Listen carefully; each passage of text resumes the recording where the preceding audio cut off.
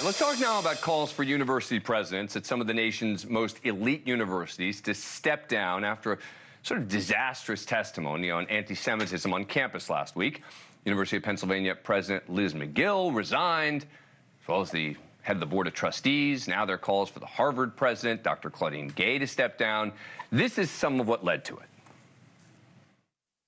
Does calling for the genocide of Jews violate Penn's rules or code of conduct? Yes or no? If the speech turns into conduct, it can be harassment, yes. I am asking specifically calling for the genocide of Jews. Does that constitute bullying or harassment? If it is directed and severe or pervasive, it is harassment. So the answer is yes. It is a context-dependent decision, Congresswoman. A Harvard student calling for the mass murder of African Americans is not protected free speech at Harvard, correct? Our commitment to free speech... It's a yes or no question. Is that corrected? Is that okay? The problem is the hypocrisy more than anything, I think. But let's bring back Ann Coulter, best-selling author, political commentator, now writes on Substack, and Nina Turner, former co-chair for Bernie Sanders' 2020 campaign, former Democratic Ohio State Senator, and founder of pro-workers' rights organization We Are Somebody.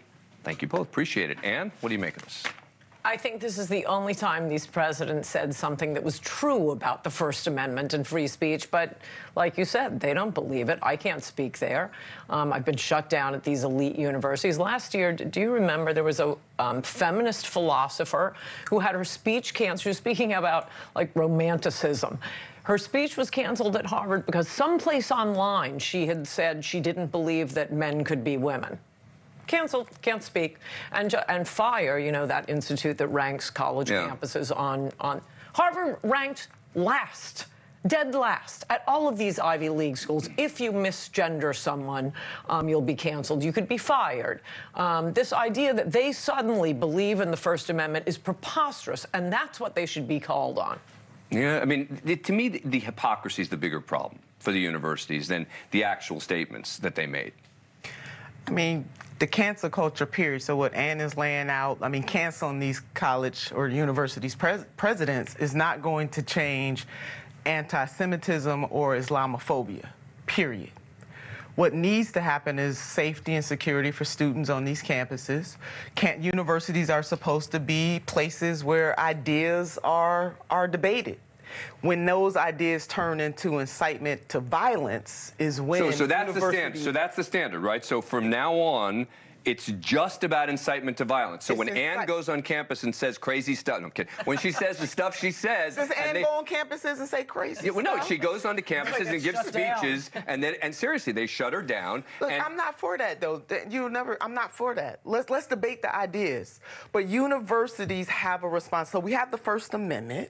So we have the legal question, right? But then we also have a moral question as well. And that's what they were being asked. But all students, should have a right to feel safe and secure on these college campuses, and you have to address those things. But not safe from speech. I don't know if that's what you mean, but that's the lingo they use, and that's what conservatives, I'm sorry to say, they're using that language now.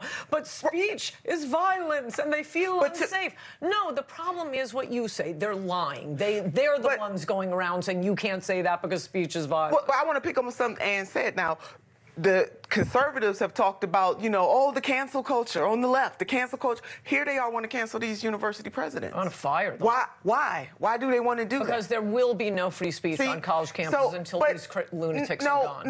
No, we're not going to call these folks lunatics. They're not lunatics. We are in an environment that is highly charged. Period. None of that should lead to violence, but I need my sisters and brothers and family friends on the right to understand that canceling these presidents, because that's what they're doing, that's hypocrisy. But it's not for what they said in this hearing. Like I say, this is the first time I think they've actually stated what free speech is. But you want them to say that, don't you? No, I want them to all be fired because of what you're describing at a college campus. It should be free speech. It should be where ideas are debated. These kids on college campuses, and I've given a lot of college speeches over the last 15 years, not so much at the elite schools anymore. Well, I worked I was a college professor at Cuyahoga Community College. And you probably were one of the people protesting her speeches. No, I would not protest I'm joking. You have less free speech on a college campus than any place in America. Thank you for watching. Go to newsnationnow.com to find NewsNation on your cable provider.